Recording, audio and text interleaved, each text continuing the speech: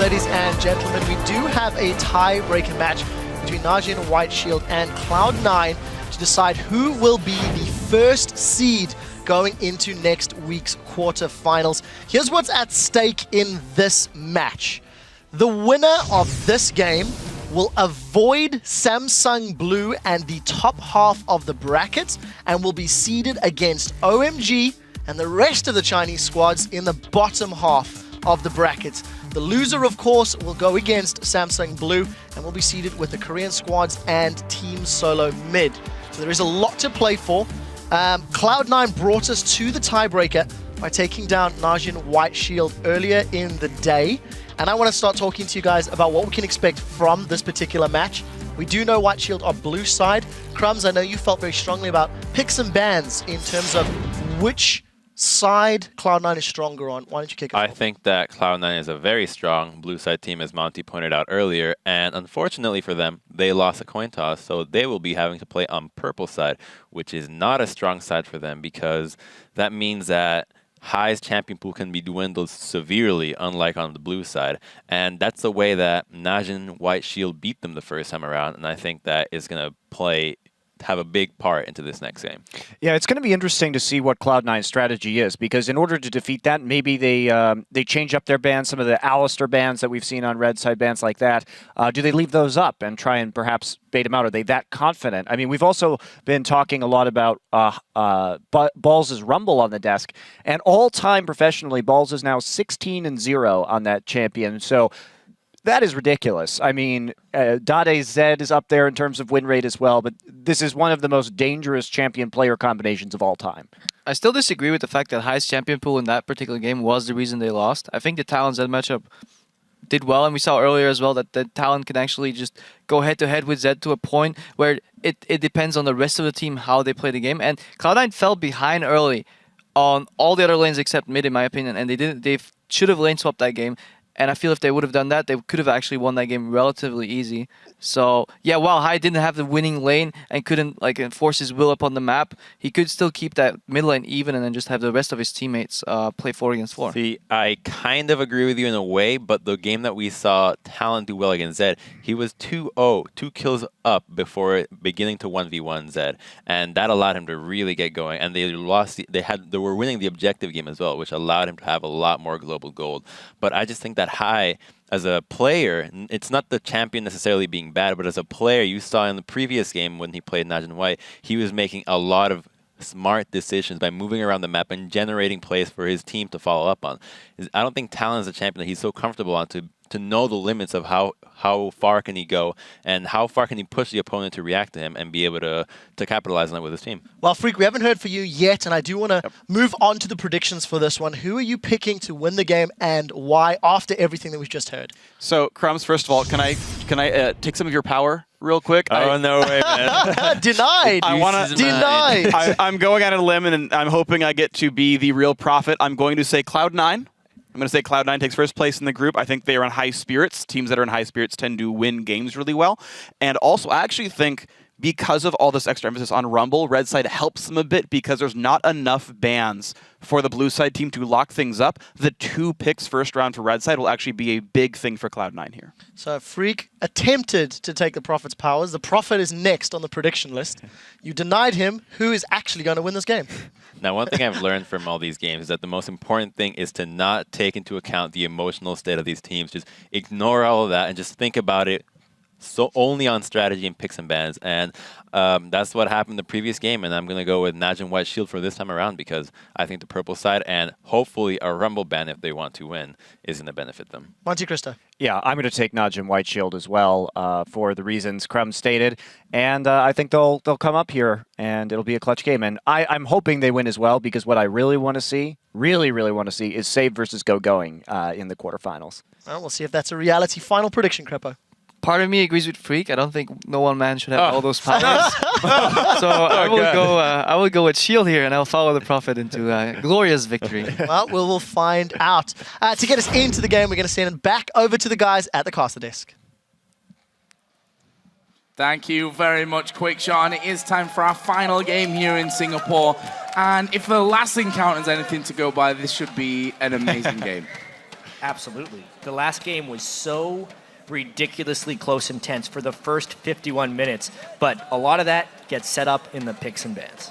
And as they said, the important part of that, it was determined by a coin flip. Cloud9 do not get the blue side this time around. We'll see if they can actually do it from the opposite side of the map. Well, before we actually get to the champion select, let's check out the starting lineups. On the blue side, as Kobe mentioned, it's Najin White Shield with Save in the top lane, Watch in the jungle, Goong in mid lane, Zephyr on AD carry, and Gorilla on support. And on the red side, it's North America's Cloud9. Up top is Balls. In the jungle, Meteos. Mid-high, AD carry Sneaky, and support Lemon Nation.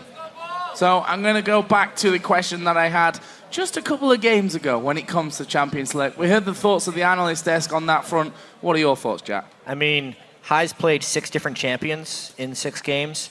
His success on those champions has been incredibly varied. I think the first pick Zed that has happened in both of these games is actually really critical. I make sure I didn't misspeak there. I'm pretty sure Najin White Shield first picked the Zed when they played him. Yeah, they banned Syndra, then picked Zed away. Yeah, getting High off of his comfortable champions, he hasn't shown much comfort on things outside of Zed and Syndra, I think is critical. As nice as it is to have Balls on Rumble and the stats to back it up that he always wins on it, I do think that High is the factor here. I also do like the fact that Balls didn't play Rumble in so long. It's like this kind of sleeper pick for him. Yes, when they were on their crazy run and they were at the top of North America, everyone was like, oh my God, we got to ban it against Balls. But it hasn't been done in so long. And then he resurfaces here at Worlds. That is a mandatory ban now. Yeah, gone this time around. Syndra will also be taken away. Other side, Thresh away from Gorilla, Rise away from Save from Cloud9. The final banning of Shield, Alistar. That's really interesting. It basically tells me that Save was not prepared to play Alistar in a high-pressure match. However, the 2 bans they threw onto Rumble and Cinder were super high value, and unless Cloud9 wants to give up a Zed, I think they have to give up Zilean. They try to give up both so that they get one of them. Well, it was Maokai. Zilean is through. Will Shield take that first? Picking Zed into Zilean if they do take that first is really difficult. I've almost never seen a Zed work against a Zilean mid. Yeah, that's a really tough position Cloud9 have put themselves in. Maybe they take a different tact here and focus on the bottom lane, because we talk about so much the impact of the bottom lane from Shield in that first matchup. When they have Sneaky performing well early on, it's such a huge boost for Cloud9. I also think what White Shield did here was brilliant, because they either force High into a really disadvantageous matchup, Zed versus Zilean mid, or they get Zed for themselves and they put Zilean on. Ooh! All right, that's split push. We talked about split push last time from High with Zed. This time around, Balls. He's had a lot of success with Nidalee split pushing before, and this isn't a champion that has been popular so far here among the Chinese teams. The teams that have not been able to play it have banned it away. It's very much an NAEU thing. Well, the thing is, and it's a save thing too. Exactly. The team they're playing right now is the team that actually did use it in Korea as the AP Nidalee up top. But Zed will be answering that split push from Nidalee.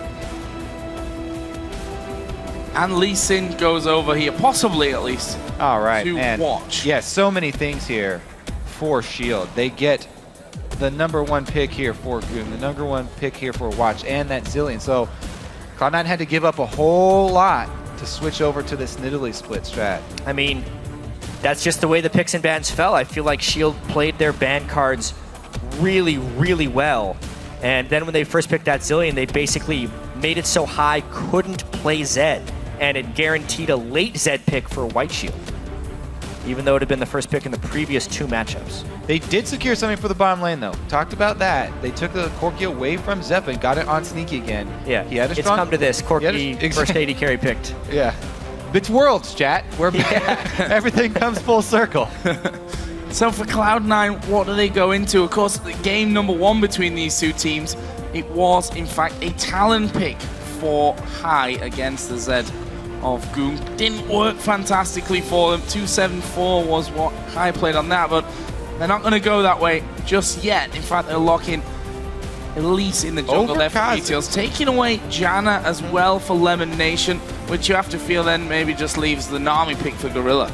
So they take Elise over Kha'Zix because they don't want to have to go with that late game reset mode. They want to make that push with the mid game of Corki here and rely on those picks Yeah, I mean, I feel like with Elise. at this point, the Elise is just to stop straight up dives from Najin Shield. If someone gets in a little too deep, they try and stun and just run away at this point. They are really focusing on disengage here because they're going to be trying to split push.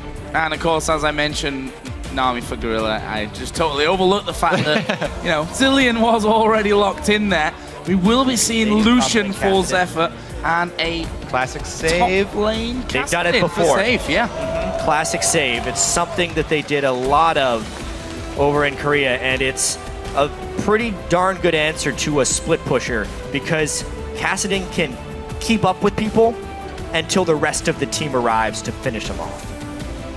So for Cloud9 and for High, the man on your screen in particular, what will he go with against Goong? As I said before, game one, Najin Shield versus Cloud9.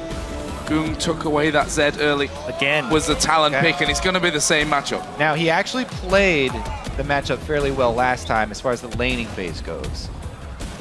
The mid it game, doesn't fit with the team though. The here. mid game gave them problems. Well, if you think about them having another split pusher and him trying to go lock down Cassadin and silence and try and burst him, then True. maybe. There's also the chance here. So much of Najin Shield's composition is built around preventing split push that Cloud9 may sneakily have a better team fight now. One of the big things you want to get against Zilean as well is AoE damage to make his ultimate targets difficult to choose. And when you throw in Corki and Talon, that's actually a substantial amount of burst. It's almost like Cloud9 switched tactics a little bit at the last second and said, actually, we have to be able to team fight. I mean, Talon is good at killing support Zileans before they can actually get their ultimate During the off. silence. It does rely on Meteos, getting high, a good start to this game though. And Talon versus Zed is by no means easy in the beginning. And we saw in the lane as well, ultimate came up for High, used it instantly, pretty much every single time to actually just clear out those waves and have that lane dominance. We'll see exactly how High plays this matchup here. And of course, the teams are in a tiebreaker for a reason, so this match could really go other way. But you guys can always tell us who you think has what it takes to grab the #1 seed by tweeting at LOL Esports and using the hashtag NWS win or C9 win. Definitely going to be an interesting one. It was an epic matchup when we saw this one just a couple of games ago to set up this tiebreaker match. And we're going to do it all over again. Najin White Shield versus Cloud9 for the top seed in Group D. It's going to be such a crazy battle. Even if it goes one-sided, because it has so many implications, as we saw, the bracket implications. Winner faces OMG, loser faces Samsung Blue. Welcome. 4-2 tied, first place in the group. What a better way. There may be a few better ways if we had some crazy three-way ties, but one of the best ways you could close out this amazing group stage we've had in Singapore. So early game then. Before we even get to that one, I mean, if you think back to LMQ versus OMG, there was some craziness at level 1. For now, though, it looks like just a little bit of damage being exchanged. Watch actually waiting in the death bush. Lemon Nation on the bottom side will put his ward in, and they basically all ward right in front of each other. Balls actually getting the most damage down here at the start, trying to force save off, but he got his early ward too. Yeah, when that 1 minute mark comes down, all the trinket wards drop. Just make sure you can see the late invades. Top side lane swap here for Shield because they saw balls on this side and Sneaky down bottom. So they don't want to have to do Zilean in the lane phase versus Janna. It might also be the fact that they don't want to do Cassadin against Nidalee in the lane phase. Cassadin sometimes used to get 80 carries laning against him, or even Talon, stuff like that. 80 champions in lane, especially with balls starting the game with 79 AD, would destroy the Cassadin. So Yeah. the swap is definitely for sure. That is the difference here. We mentioned Save using that Nidalee, but he actually used it AP, North American Nidalee, traditionally Bruiser. Triforce. There's two people, balls.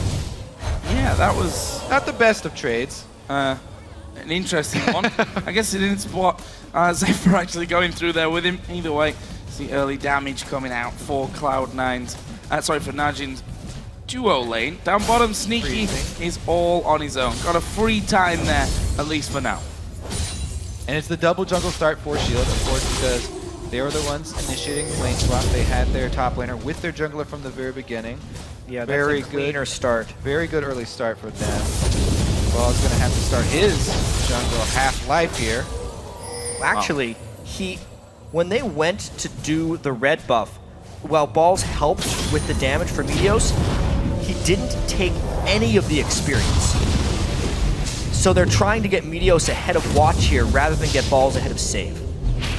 Which is kind of crazy in my mind because Nidalee needs to pull an advantage for split push. Well, at least the good thing for Balls is that he is a range champion, so him plus Lemon isn't going to be the most disastrous of lanes, and Cloud9 have actually laned Lemon and Balls together quite often, especially since the North American regionals. Now they have 2 range champions, and they should be able to scrounge up some CS up here. Pretty big level discrepancy they're going to be walking into, but Zilean isn't tremendous until he gets a few points into his bombs. So that gives Balls his first CS as he gets into lane. Actually on the other side for Save, he will be going towards that bottom lane. Flash to start, got a couple of wards as well just to make sure that he doesn't get caught out in that what will be probably a 1 versus 1 scenario against Corki. We only saw 1 trade in the mid lane, but already Goong has got a large CS lead here over High in the mid lane. Sent him back, Sent him all the way back to base. Got that giant 10 CS lead really early on. It's going to be difficult for the mid game then for Cloud9. So Watch going to try and stamp his authority on this top lane. It's going to be hard to lock down the Nidalee especially. Shield of Janna, and I think Watch seeing that no real opportunity available to him there. He has decided to back away. Zephyr actually going to go aggressive here onto Balls. That's a lot of damage back though. That is a lot of damage back. Zephyr forced to now get on the run. 1 more auto attack comes out and he's going to be burning the pots. Balls does not have Q yet, that's why. If he could get a mark and a Q, they would have gone aggressive there. A lot of people say no takedown yet. Nidalee is like an 80 carry in lane. You can kind of see that there. Zephyr not respecting the damage from Janna plus an Nidalee, and it definitely cost them no sustain with the Zilean there, and kind of giving the lane back to Cloud9 a little bit. Meanwhile, down bottom, of course, Kassadin having a hard time against Corki. Melee trying to CS with his Q, staying back and using his flash for regeneration. He's still controlling the wave very well on his side of the map. These lanes right now, even though Najin White Shield had the initial good move on it, are quite favorable for Cloud9. The top lane and the bottom lane seem to kind of be going their way. Corki against Kassadin is a completely lopsided matchup, and Balls and Lemon are definitely holding their own here against Zephyr Gorilla. See how that experience disadvantage for Balls does turn out, though. Yeah. Especially if we have jungler intervention. Right now, though, Meteos heads mid, gets seen by a pink ward. So Goong knows he's under attack. Oh, Meteos will dive in there. Actually, the flash away from the cocoon. I think it was a wise choice in the end. And Goong will stay alive in there, but he's now vulnerable once again. So Watch pinging level 6. on the High's pretty top low. side. Watch comes in for the gank on the other side, and once Zed gets level 6, High has to move back off the wave and respect it. He needs his level 6. Oh, Meteos getting collapsed on. Oh, this could be bad news for him. That pink ward saw him. Oh, Save's come up from the bottom as well. He's going to flash the Dragon Pit. Oh, but the death mark takes him over, and that will pop and be the first blood going over for Goong. Meteos didn't check that bush for the pink ward, the super common pink ward at the back of your red. A little bit careless there from Meteos. Didn't check around, got seen going to the raids. Najin White Shield, they waited. They waited for him to come in inside there, and they laid their trap, called Watch down from the top side. Great communication and great bait there from Shield. Plus the timing on the ultimate from Goong right as to jump over with them.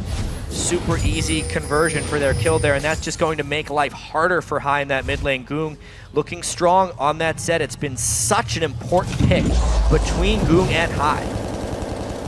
Let's have a look at some CS numbers here now as we approach 10 minutes. Obviously, Nidalee having a much better time than Save on Kassadin, but the mid lane, High has managed to claw his way back in the CS. Between the AD carries, it's Sneaky that has the advantage at 66 to 57. We'll see if he can keep that up. He's got 2 levels over Save as well, which makes it a lot harder for Save to get in there and farm. Let's see here. I mean, so the reason why Meteos invaded that side of the jungle. Didn't get that much damage down.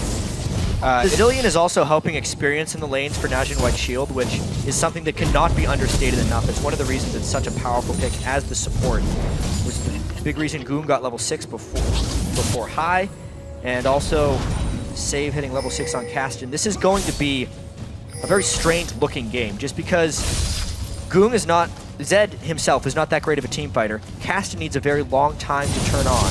There's some very low damage from Najin White Shield across the board, and Cloud9 is also going to be with a bit of a split push strategy again with Nidalee. These teams don't necessarily pick very tanky champs when they've played each other, even though all these top lane tanks we've been seeing, not in Cloud9 versus Najin Shield games.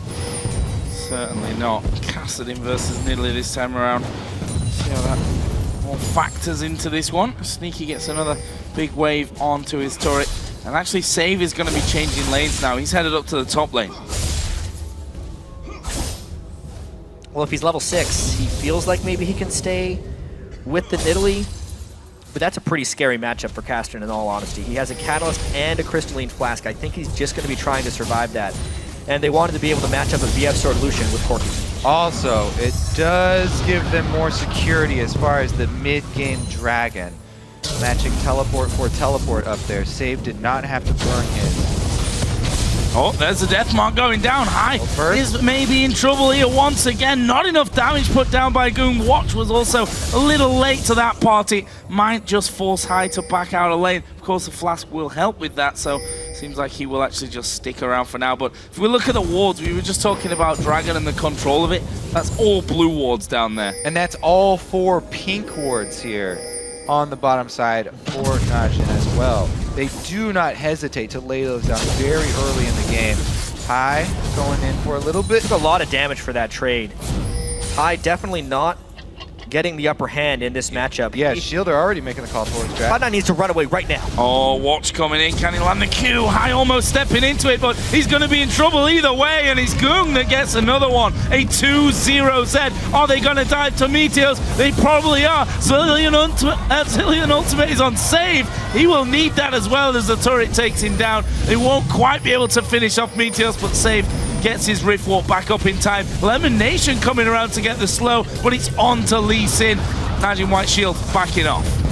Yeah, just a great move by Shield right there, using their superior ward control to catch High out of position. Talon will not have a very good time in this game if they can continually collapse on him. Additionally, they got the teleport away from Balls and still have decent control over the Dragon area. And again, it's the entire team of Shield lending a hand in those vision wards very early on. They all are paying their dues. Now they've got very deep coverage as well inside Cloud9's blue jungle. So this control over the river, 11-minute Dragon here on the table. Both teleports were used, so if anybody goes top to match Save, it evens up the pressure. Cloud9 also must be a little worried about this Zed. Ahead in farm by considerable margin, 2-0 with those kills as well. Could be a problem for them as we move on. Just to keep tabs on Balls versus Save there. 82, let's call it 60 CS at this stage. So Balls still holding on to a considerable lead. Yeah, and it's the control here by Shield, though, that's mainly keeping them ahead. Barely getting the repel out. That probably would have been his life. Oh, we're seeing a big reason why Cloud9, before this stage, had prioritized banning that Lee Sin against Watch. Watch having a significantly better performance here on Lee once again. That is going to be the early Dragon for them. Chasing off Meteos, just chunking him that much is enough to get them Dragon. One step ahead of the game in a lot of ways. However, that's a bunch of damage bottom lane. Oh, forcing out the ultimate from Gorilla as well. He actually went back in there, realizing he could just ult himself in case those big missiles hit, but actually will be used with nothing pushed back. So, looking at the gold, 1,500 in favor of Najin White Shield. So Cloud9 here, they really do got to make use of what's strong for them. And Balls with that extra CS and gold lead still at an experience disadvantage going up against Save, because Save keeps moving around the map so much better. So really, maybe a play down bottom here with the Corki Janna could be their strongest point. Yeah, it seems like Level 9, if Shield just has such a huge level of control, it's kind of like watching the advantage OMG had over LMQ last game, where they just get a slight edge and are conservatively and smartly using that advantage. You can see more pink wards out of the map, some nice invades, and they're always chunking Cloud9 down before they try and make a big move. A full blade completed on Goong right now means he can take somebody out of a fight instantly. He doesn't even have to kill a person. If he just ults and does one combo on a person, even if he's not able to secure that kill, they will get an objective off of it. Yeah, starts the strangulation as well. The blue buff will be taken away by Watch. Had to smite that one down with the presence of Meteos as well. It's a blue buff steal, and any blue buff steal is a good one from Najin White's side of things. They can also easily just feed their own over to either Save or to Goong in the mid lane. They would have rather had that blue buff on Goong so that they could give the other one to Save, but they'll take what they could get, denying more experience from Meteos. Just completing the Ancient Golem he's still extremely squishy, because the base HP from it was taken down quite a lot, and it scales only Good roam. additional Really good health roam. items. Oh, this could be dangerous. Paul's going to have the death mark onto him. Is the damage enough? It is. Goong's on a killing spree. All 3 kills for Shield are sat with the mid laner. It's going to be the dynamic duo there with Cassidy and Zed. 2 well-known assassins that are usually seen in the mid lane get to team up. And if they go on the same target, there's really no escape because of their closing capabilities and their burst. That early blade already completed. That's the ult from Goong. Didn't even have to burn Ignite. Pretty easy kill. Bottom side of the map, though, is Cloud9. They try and make a push down there since everything from Shield was committed top. Yeah, at this point, Cloud9 almost has to accept that the Zed and Cassian are going to be able to roam and kill someone, and have to be able to take advantages and ward control when those things happen. So a large roam up towards the top lane from Goong, but Cloud9 does respond in a very good way by getting deep vision in the red side jungle of Najin Shield, and also by taking the bottom turret. There's that blue buff that we were talking about on Shield side of the map. Goes to Goong rather than on to Save. So, how does that set us up? We did see a longsword sold out by Goong, and he's going to go straight towards High again. Constant harassment. Goong's roam has allowed High a little bit of free time, though, to get some farm back on his opponent. Man, it really does set up Goong for domination right now, though. Uh-oh! Where Watch coming in, and there is the kickback, and High trying to get the kill, but not got enough damage at this stage to go through Goong. And yeah, Gorilla was there anyway, had the ultimate available to him, should he need it. It's the way the cookie crumbles right there. Goong level 11 in large part because of the Zillion experience. Just a more powerful ultimate than High. Despite getting kicked back there, if High was level 11, he probably gets a kill back. Plus, he's got 3 kills on Goong right now. Plus, they're trying to bait a Rift Walk here. Not to be. Oh, Save heading further and further up this lane. There it is! There it is, Riftwalk coming in. Save, though, will head off to the other side. Flash already used. Where's the next one? He's going further into enemy territory, though, and this is going to be hard for him to get away. There is the spear landing. Oh. Another Riftwalk. Lemon Nation will get the Zephyr and the knock-up of the Howling Gale. His balls against Cloud9's first kill, but Shield are pushing the bottom lane. Yep, they committed everybody for it. 3 members top, so Shield shove a turret, and here goes Goong mid. He's coming straight back down on top of him. Managed to get away from a little bit of that damage, and a good cocoon will actually stop Goong from chasing through. Still burns a flash, though. Goong is creating so much pressure on the map. However, that kill top lane, while it was attempted to be responded to by Shield, they could not get the turret, and it looks like Cloud9 takes another turret to keep this game pretty close. Dragon coming up in just over a minute, though. High still not level 11. He should get it on this wave. Yep, there it is. Himself, pickaxe, brutalizer, a couple of long swords extra in there as well. A brutalizer was just done for Goong, and look at the preparation here for Shield. If you look at their inventory, full of wards in preparation for this next dragon. Yeah, and they already had vision control, what I was about to talk about. They've got the deep wards in the blue side jungle already. Plus they have all these true sight pink wards and sweepers ready to pull it out. Every single person going to come. There's no way Cloud9 will have vision, and the double assassins are way too threatening. This is basically Shield Dragon right now, even though Cloud9 are working with their double Trinity Force spike right now. Corki's got his, Nidalee has hers, but she probably needs to... Yeah. Back off. At this point, Cloud9's playing with the lights out. Even if they have 2 Trinity Forces, they just can't find targets. Najin Shield will get the jump on almost any conceivable fight. Cloud9 might have the strength to get a fight, champion-wise. The vision is not cooperating. Lacking completely. He's going to try and flank around. One ward that they do have, funnily enough, will spot Goong, but they made it a little bit obvious to him. Did get a good blast onto him, but that Dragon available for the taking. Cloud9 gonna try to get back into that area with some wards. They even tried something on the towers there. They are gonna go in high, gonna be knocked back. He's finished off, another kill for Goong. The ultimate is on to watch as well from Zilean. This could be a complete whitewash. Balls is gonna fall. It's a double, it might be a triple. There it is for Goong. He's now 6-0-1 on Zed. Goong is going off, but it's all because the ability of Shield to collapse so quickly. Watch, save, Zilean, everyone piles through, and Cloud9 just cannot get the upper hand at the start of a fight. We're seeing how important blue side first pick is in this matchup of these two teams. When Sneaky going for the duel! Oh, he got him! He's going to get the blue buff there as well. I thought Zephyr was going to dash away, stay safe with that. Teleport coming in as well from Nidalee, actually. Oh. Is that play from Sneaky going to be enough? Goong looking to kill him! Oh, he actually missed. Kill from Balls.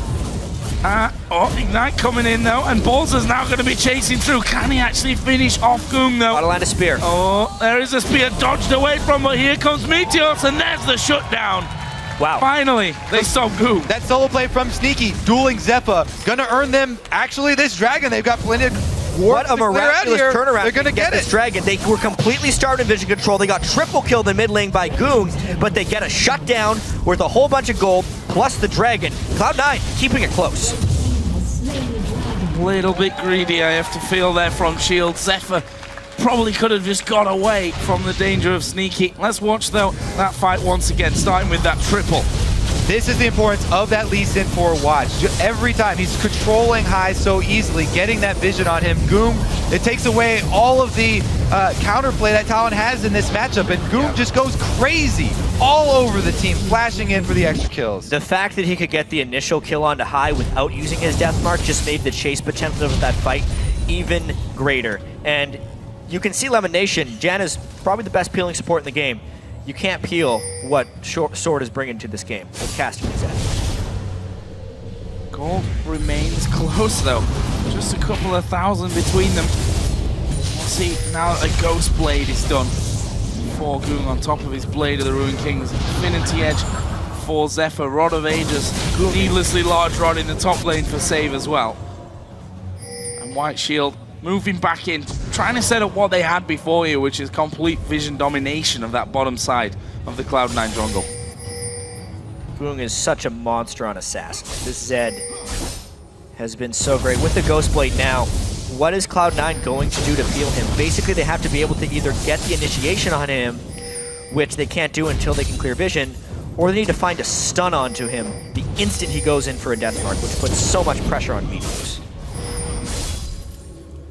What's the plan here for Cloud9? Actually grouping with 4 on the top side of their own jungle. There's Watch actually spotting Balls, trying to get the slowdown. He already pounced away from that. Zephyr is pushing that bottom lane out as well. They could move through the jungle with all that vision they've got. They know how safe or dangerous it could be. Yep, they're flanking around on the 4-man squad here of Cloud9. Sneaky's in the middle though. He's the one with the longest dash with Corki's Valkyrie. Trying to get this turret and sneak out. Oh, Save gonna go for him. There is the Valkyrie though, over the top of the wall.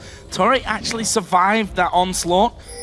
So that's still for the taking there for Cloud9. Would level is up on towers and bring us to just 1,000 gold difference if they can pull that off. But White Shield once again just starving the jungle. And funnily enough, Balls is building for his split push versus the Zed and versus the Lucian here. He hasn't built magic resist for his matchup with Save. He's looking to actually try and deal with Goong. There is the potential that Cloud9 can be stronger in team fights at a certain point of the game. It is before Save hits his really crucial item thresholds. If Balls and Meteos can stack enough armor, since it's just Lucian, Zed, Lee Sin, they may become somewhat unkillable. It would be the point when Sneaky has a QSS and Meteos and Balls have some completed armor itemization. Would be a very strong point in the game for Cloud9. However, if it waits too long and Save hits like a 500 AP point, all that armor stacking would get shredded through by Caston. But as far as AP mages go, Caston has very low sustained damage. Right now, Save just completed his Zanya's Hourglass as well, so he can actually have the confidence to jump in and proc that, then wait for his Riftwalk to come back up, allowing for much more aggressive plays with this Cassidon to catch out members of Cloud9. Use that slow as an initiation. That was nicely done from Goong, slowing them down, actually doing quite the chunk of damage to Lemon Nation as well as he was chasing through. Cloud9 trying to flank around and get some work done. There's a good scan will reveal 2 wards actually that were placed previously by Shield. We will see Goong headed back off onto the side lanes to start pushing this one back out. Yeah, you can just see the tension growing in this game because Shield, once again, had a pretty big edge. But Cloud9 is finding ways to delay the game. The question will be if they can somehow get a split push going. They're really blocked on that by how farm Goong is on Zed right now. And they're just kind of trying to play this dance back and forth. If somehow Cloud9 could get vision control around the Dragon area for the next contest, they might have a chance of getting a team fight. At the moment, though, they have no answer for Zed, and they're really just trying to force aggressively. Zed may try and collapse. The split push would actually be a better option for Shield right now. Save is flanking around back. Here comes Goong. They're looking to close the trap. They have him surrounded. Early Valkyrie from Sneaky. Here comes Zed from the side, but can't really 1 versus 5 at this stage. The team a little bit far away to help if he'd have jumped right into them. There is a big bomb actually coming through onto Gorilla, forces Zillion low. There's Save actually diving in. This could be what they're looking for. Zonia's will be used a little bit earlier. The colleague comes out. Death mark from Goong as well. Sneaky does go down, and Goong in the back is still alive. They keep going. Cassidy chasing through. The burst is massive. The kick comes in. Balls, what is he doing? Stepping forward there. Will be able to pounce back behind the turret. Well, this is going to be an inner for Shield. If High is forced to use his ultimate defensively, Cloud9 has no chance in team fights.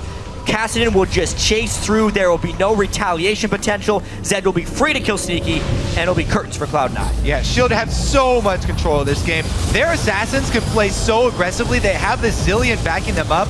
All that damage onto High. There goes his ultimate. Goong dives in onto Sneaky and even flashes over to proc enough damage so his death mark will get the kill before backing out. They don't even need to use a Zillion ult this whole time. There's that reinitiation from Save going in for the slow that we talked about, getting them another kill. The chase potential is ridiculous on this Shield team.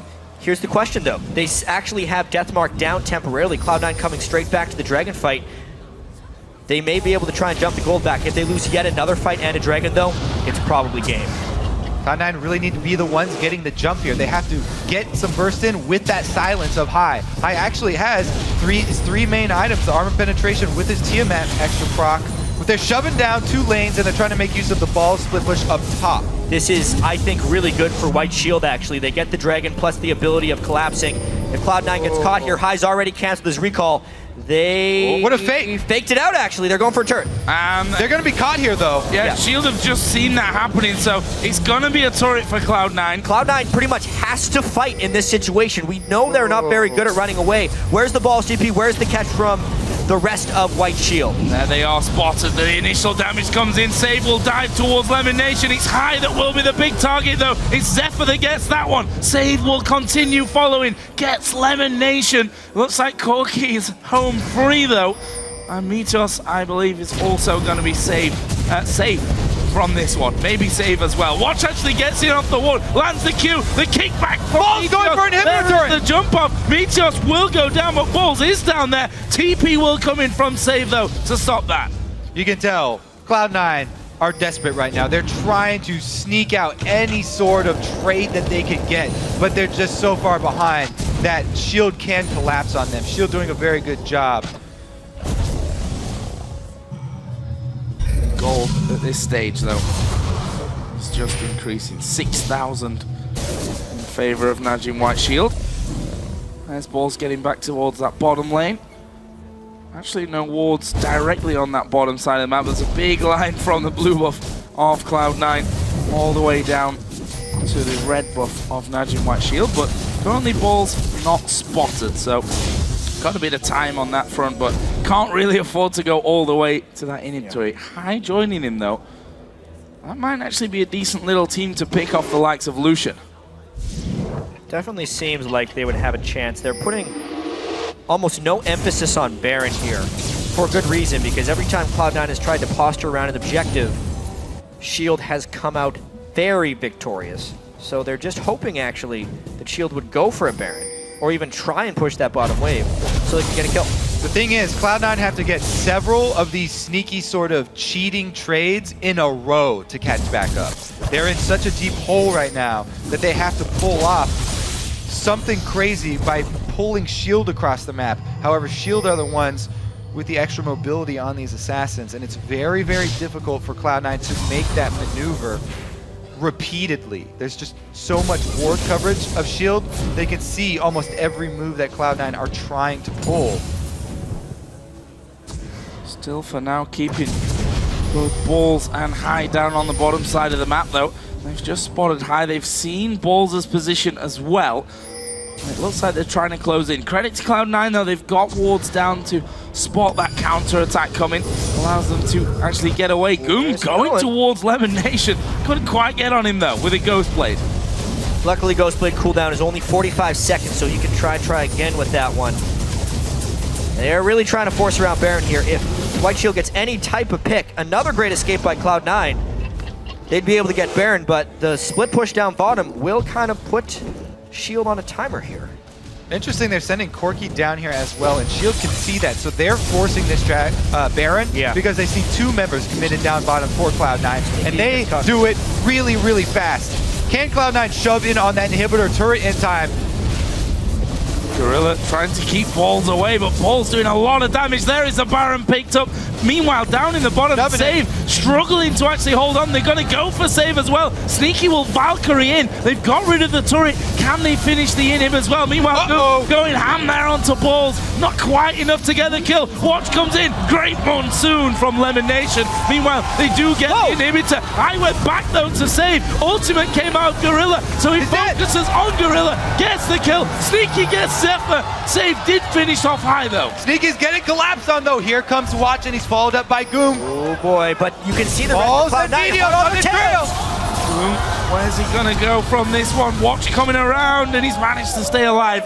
Lemon Nation and the rest of the team backing out. So again, Cloud9 trades an inhibitor with White Shield. It's kind of the same thing that they were able to do last game, a 6,000 gold disadvantage and a traded inhibitor. They clearly can't win team fights, but can they pull off the same magic again? This is one step on the road back to even footing for Cloud9. This is one of those tricky trades that they were able to make. And they called down Corki, they brute force shoved in on the turret, and then committed to Save. So once Zillion gets here, High decides to go back in on Save to pop the ultimate, but he gets so much area of effect damage here because they're standing right next to each other with his ultimate that he's able to turn around and get the kill on Save only because of this exhaust. The duel between Sneaky and Zephyr on the other side was ridiculous. He got an Infinity Edge crit right in his face on top of the Triforce and just destroyed him. That's the mid-game. Second time that Sneaky's been able to out-duel Zephyr in this game alone. Shield have got two men pretty deep in Cloud9's jungle there. Meteos was just recalling right in front of them. Ward goes down. There's a Dragon in 40 seconds coming into play as well. Shield gonna push this mid lane up first of all. Safe pushing top as well, or will be, once he actually reaches that wave. Ball's going for the split push down bottom at the exposed inhibitor. Gonna try and put some pressure on those Nexus turrets. Now, a side lane of super minions will eventually take down a Nexus turret if left unattended. Balls does have many times when Balls played this split push game? Elimination takes a blast. I mean, Shield here. Balls is in on the turret. They're not recalling. There we are. Save's recalling. Can they stop? No. Save come from. He got the silence. He Oh, got didn't get it. No, he didn't get it. They came through, but Balls is going to surely take the turret down. He does. He might pay for it with his life here. Bomb on top of him. Save gets the kill, but it's a Nexus turret down. Looks like he'll be an inner turret down for High as well. Guerrilla warfare tactics for Cloud9. They're striking from the shadows, all places at Now once. Shield needs to make a decisive move. They're afraid of getting backdoored, so they're trying to take an inhibitor of their own, but they give up the Dragon. Cloud9 needs to defend their base now. Cloud9 attacking from every side, multiple points of threat here, but now Shield make the call to go straight up mid, and they are going for inhibitor. The thing is, Shield must know that Balls' teleport is up. They can't operate in a base race at this stage, surely. There's nobody to stop their backs, so it's not that scary for them to do that. They can all just blue pill back. High did a very clever thing there. He worked like he was going for a Nexus turret. He actually took turret damage, and that immediately stopped Shield's ability to push the mid lane turret because they had to defend the didn't base. even get the inhibitor turret because he made that threat. Interesting little feint there from High. He's commanding this squad of Cloud9 so well. Even when down, outmatched with so much more gold on the other side. These guerrilla warfare tactics, striking over and over Cloud9. Such a good tactical game here when working with less. And we say a load of gold behind, but that has shrunk. I mean, 4,400. Yes, it's a lot of gold, but it's definitely not an amount that they can't come back from here. And all this time that they're saving, of course, slows down Shield with that Baron buff on. And if there's one thing that has stood out about Cloud9, it's been their teamwork and team play. Ever since they joined the North American LCS, that is generally what has historically separated the Korean teams from the North American teams, is their ability to play the mid and the late game and the map. But Cloud9, they came back from behind in the first game against Shield today, and they are actually on their way to do it again. And it does take its toll on High. He's usually the guy to start off the fights and start off the initiation. You can see it in the score line. He's got 6 of the team's death, but he is controlling all of the members, making those calls. And again, they're jumping bottom. There's 2 people bottom. If Cloud9 gets caught by Goong at this juncture, they would lose their inhibitor, but you can 2 recalls. Respect that Shield is actually paying this Cloud9 split push. Yeah, recalls are coming in here from Shield, deciding not to stick around there, and they'll try and force this bottom wave back towards Cloud9, who, you know, Shield, if we think back just 5 minutes ago, they controlled the jungle. Warding was all there. Since then, those wards started to time out, and they've not really been able to get any of them back, which means that Cloud9 have walked in and out of this bottom side of the map time and time again.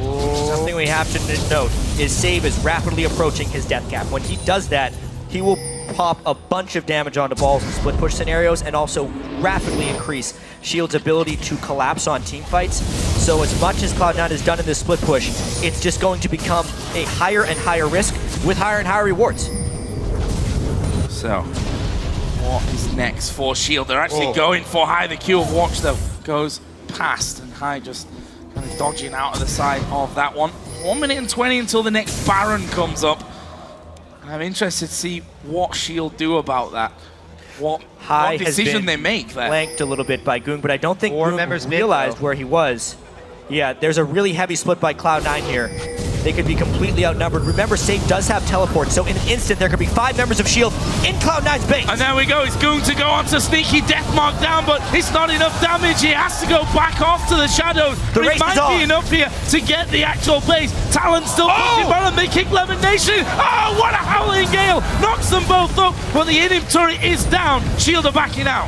Can they stop these backs safely? It's up to the missile accuracy of Sneaky.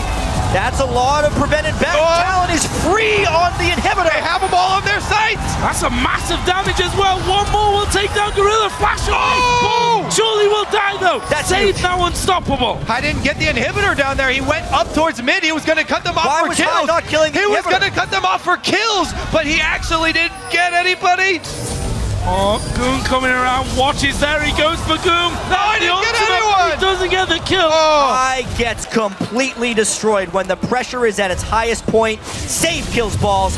High makes a poor decision trying to switch away from the inhibitor, and the miraculous turnaround does not happen at this point. Shield gets the Nexus, the inhibitor turret of Cloud9, and does not suffer many repercussions. Higher risk, higher reward. Very, very high risk that time around. so close to pulling that one off.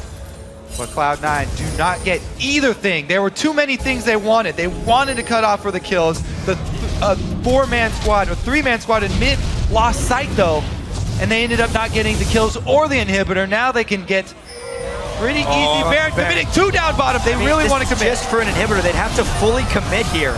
Meteos is there though. Save is already down bottom with It's super Zillion. dangerous. They can defend it. He may try for a steal, but it would mean his life. He's got no flash. It is going to have to cost him his life if he goes in. He goes over towards Shield. Sneaky. And he's alive there. He's going to have the bomb, which will finish him off. Balls will force Gorilla away from that. Are they going to try and stop them?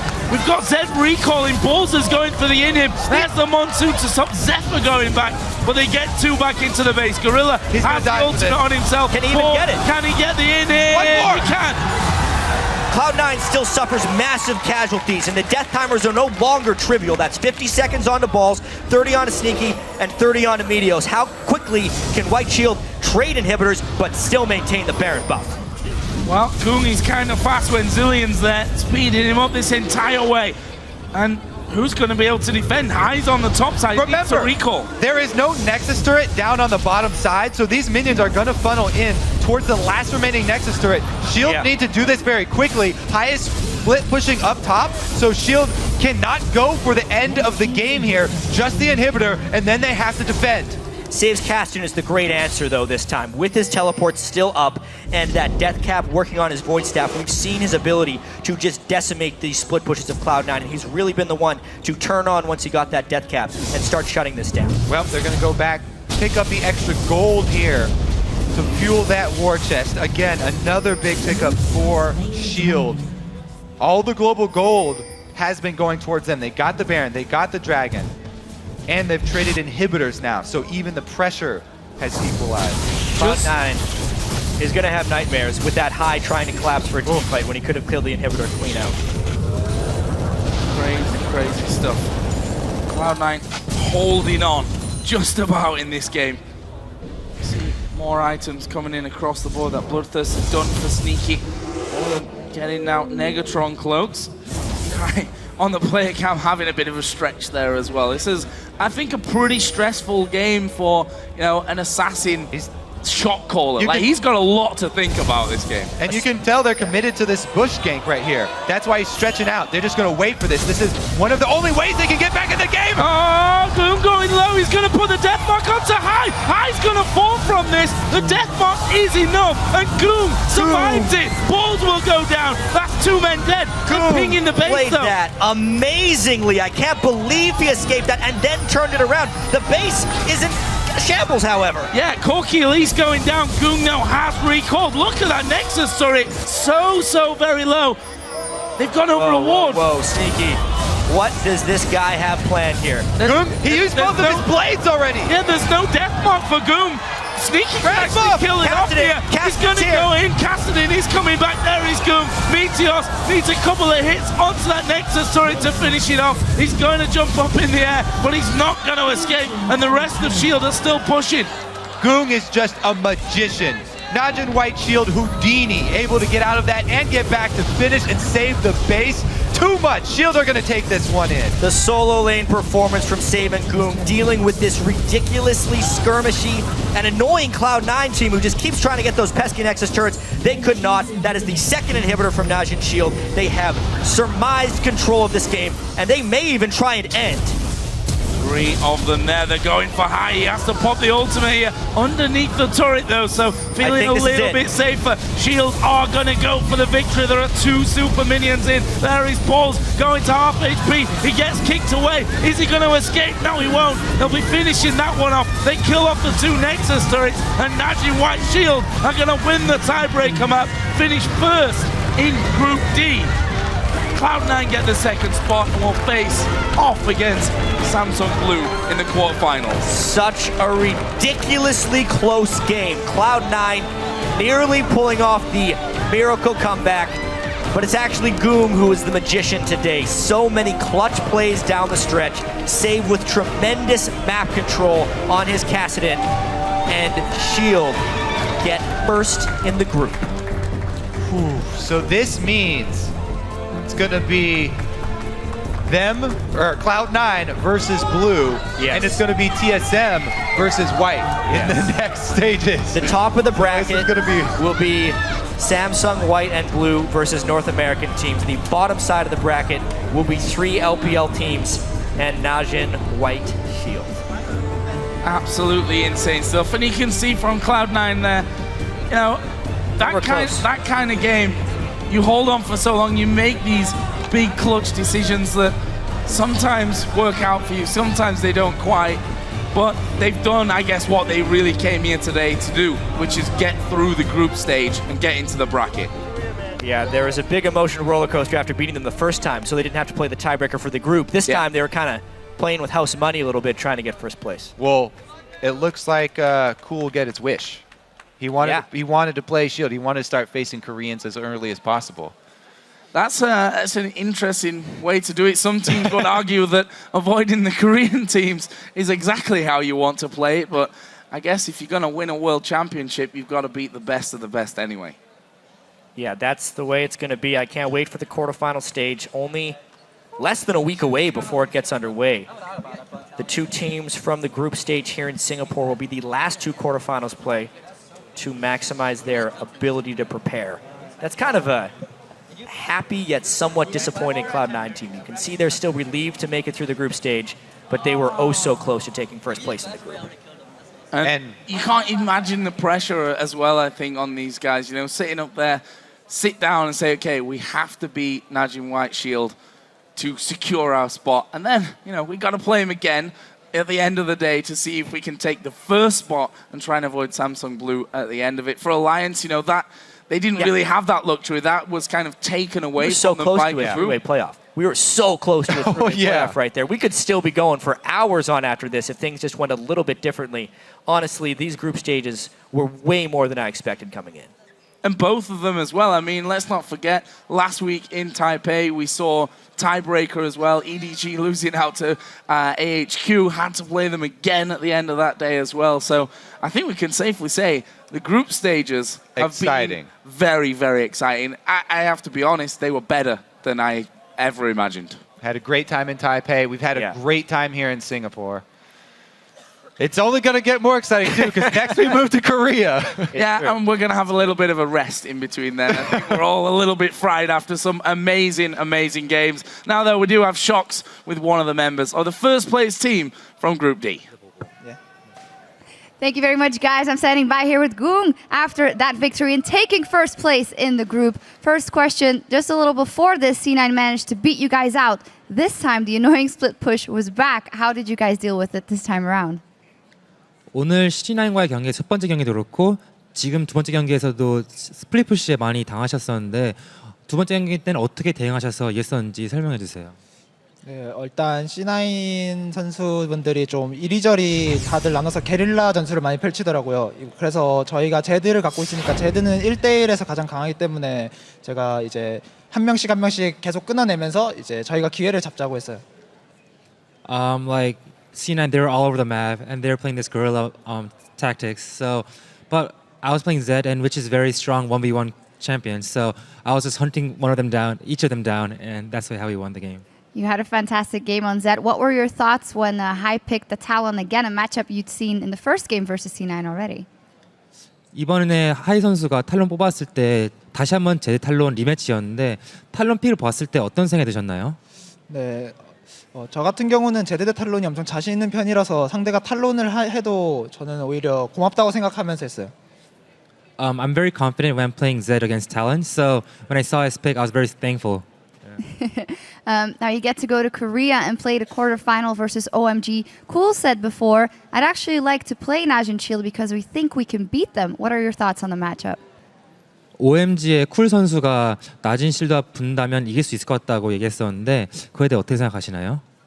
네, 저희 같은 경우는 이제 8강에 올라오면은 어느 팀을 만나도 솔직히 다 자신 있다고 생각했는데 이제 이렇게 그룹 스테이지에서 약간 고전했지만 저희가 좀 긴장을 많이 해서 고전을 했고 이제 8강에서부터는 좀 더 멋있는 모습과 이제 좀 더 다듬어진 모습으로 상대할 수 있도록 하겠습니다.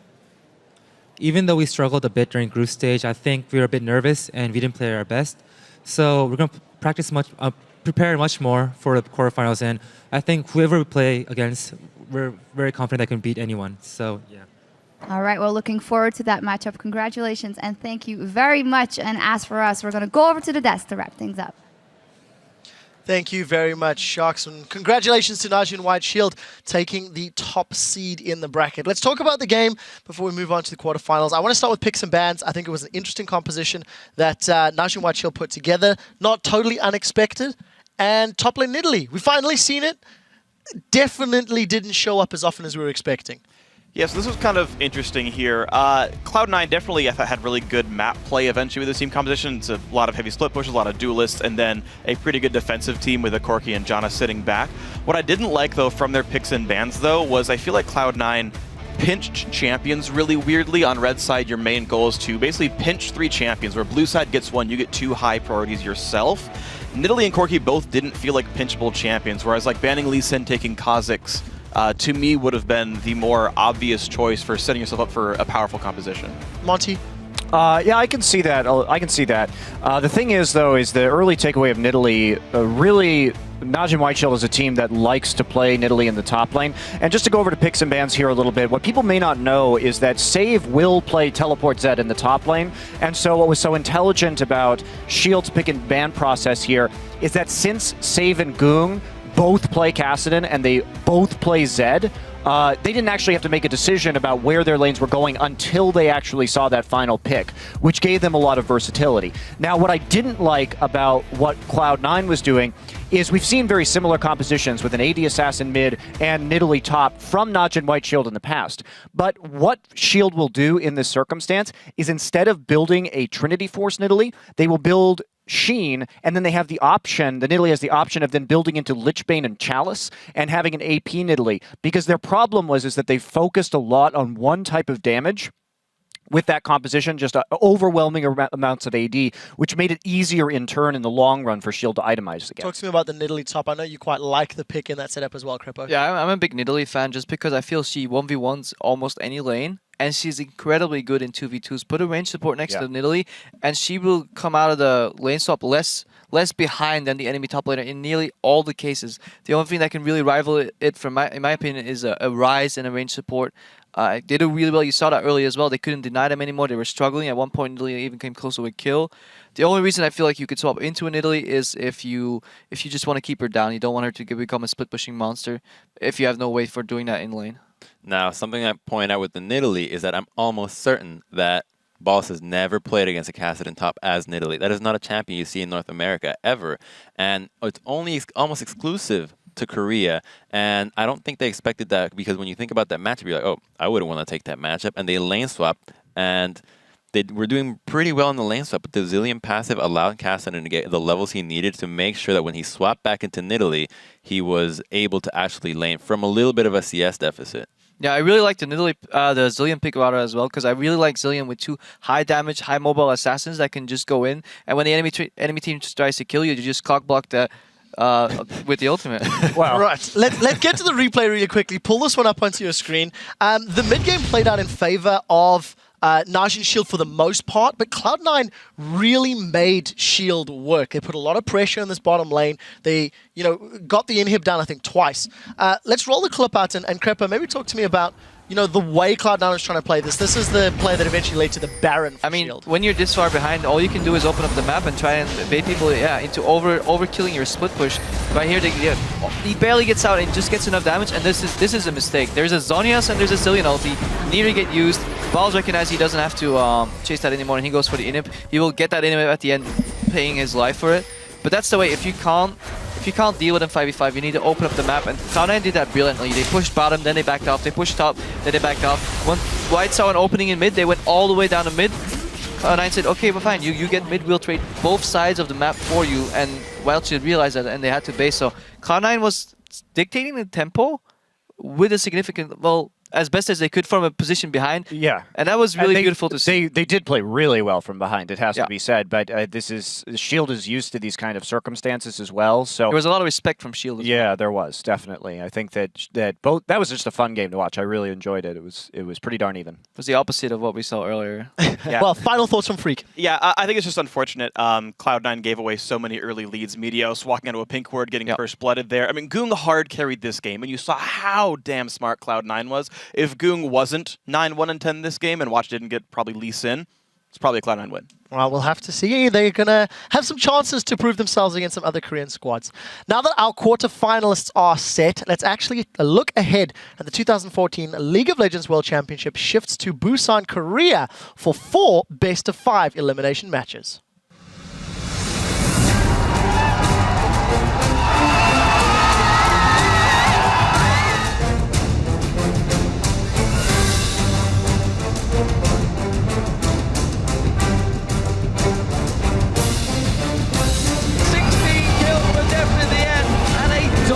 Victory for Samsung Blue. Pentakill! A complete shutout coming in for Samsung White.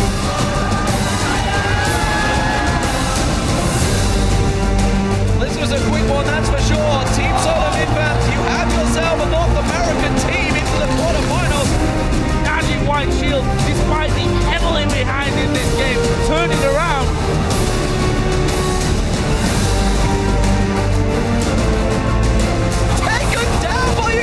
What a game for World Club, though.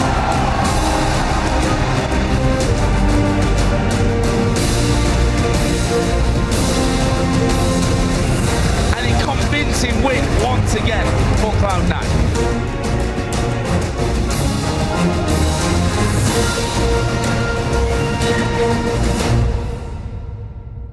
Absolutely incredible. The Singapore group stage was phenomenal. The Taipei group stage was phenomenal. Thank you for everyone who watched, and thank you for the teams playing.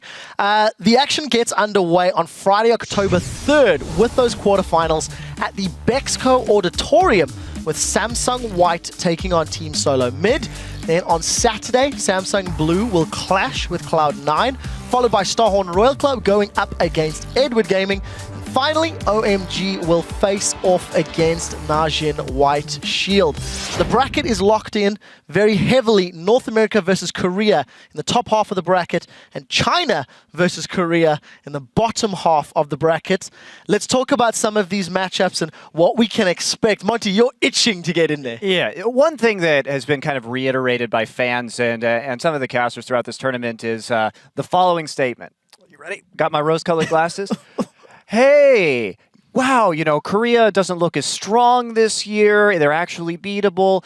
But when we take off the rose-colored glasses, when compare this to last year, okay, last year a Korean team failed to make it out of the group stage. Fnatic and Gambit made it out of the group. Gambit narrowly lost to Najin Blacksword, and then we had SK Telecom win, right? This is actually the first World Championship where we have 3 Korean teams in the quarterfinals, and Korea went 16-3 in the group stage. If anything, to me, this says that the Korean teams are more dominant this year than they ever have been before. The Prophet, I hear you sighing. What are you adding to this, I can't Crumbs? argue with that. Stats don't lie. Exactly. What matchup are you most looking forward to, Crumbs? I am looking forward to the most Samsung White versus Team Solo Mid, because I have been deemed to be eating shoe soup, and I don't think that will happen. Well, we'll see how that works out. Freak, talk to me about some of the quarterfinals. Yeah, first of all, I don't know for sure. I feel like this is the worst win rate that Korean teams have yet had at Worlds, though. They've dropped a fair number of maps, a lot of 4-2 teams. Maybe I'm wrong. I don't know. 16-3. Ozone didn't even make it out of groups. I think Ozone alone lost more matches last year than the Korean teams as a whole have lost so far. All right, fair. But as far as matches I'm actually looking forward to, honestly, I am looking forward to EDG Starhorn Royal Club. I think that's going to be a very fun match of different styles. We'll see who ends up being top dog in China. I also really want to see Cloud9 versus Samsung Blue. I think C9 are going to continue to improve. We can see how smart they are. I want to see how they rival the best strategic team in Korea as the best strategic team in the West. Well, Crepa, before I get your opinion on this, we did ask you guys earlier in the day our Twitter question of which hype train have you boarded for the quarterfinals and why. You've heard some of the guys talking. We do have a tweet that I just want to talk about very quickly from the Sleepy Player. All aboard the Gorilla hype train. He makes so many plays for his team. If you let him have Thresh, nowhere on the Rift is safe. After that terrible pun that you had before the video, what are you looking forward to for the quarterfinals, and is Gorilla on that list as well? Yeah, he is. I think all the Korean supports are on my list. I'm taking notes every game. I'm just looking mostly for the top side of the bracket, because either NA is getting an epic upset, and I'll be happy, or we'll get the team kill in the semifinals, which will be really interesting, because those are sister teams. They've scrimmed a lot against each other. They know each other in and out, and in a best of 5, that can lead to some beautiful League of Legends. And we've already had 2 best of 5s between Blue and White this year, and Blue won both of them 3-1. So it's been a really, really good match. The games are always awesome in that, so it'd be fun to see it. All right, well, there is one more that's come in that I do want to read as well from @LolShades. I'm still on the TSM hype train, although they have a very slim chance of making past quarters. I'm still a believer, as am I, because I want to see him eat shoe soup. Guys, thank you so much. Those were some great answers. We'd love to hear more. Keep tweeting to us at LOL Esports. Use the hashtag Worlds. I want to thank all of you once again for joining us both in Taipei and Singapore. We'll be seeing you all in Busan. In the meantime, I'd like to thank our special guest analysts, Crepo, Prolly, Crumbs, Doublelift, Monte Cristo, as well as Freak, D-Man, Joe, Riv, Jet, Deficio, Shocks, And Quickshot. and from myself and the rest of the World's broadcast team. Guys, thank you for watching. We'll see you all next week. All right.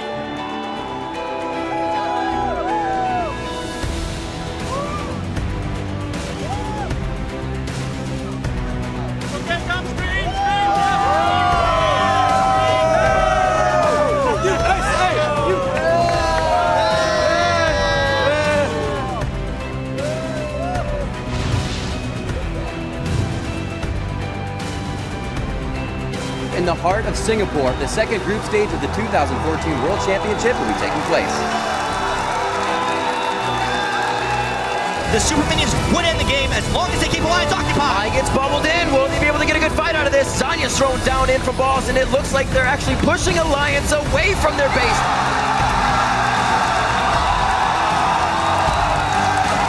Descends and Lamb pulls him in. Dane taking out, slides out of the way. Go.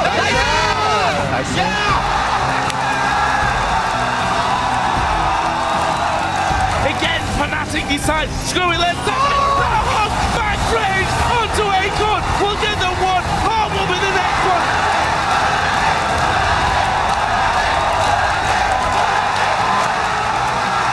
We have had some insane games today. But they're going for Yellow Star. Second man down. Make that third and fourth. PK will fall. It's an 8 for RNG, and that's going to be the game.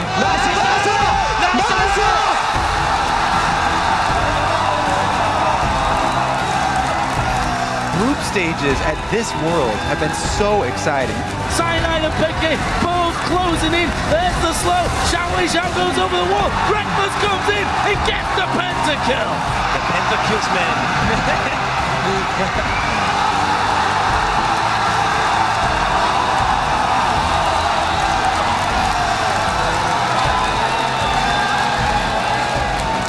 There goes the equalizer, trying to spread the fight. You're going to see Deft on the backside. He is getting hit up, but he's able to take down more, even with no name on him.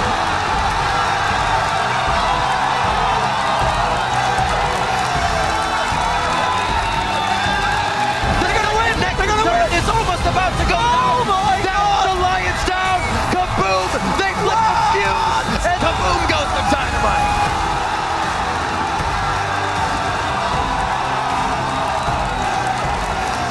Play the best we ever will, and I'll be happy.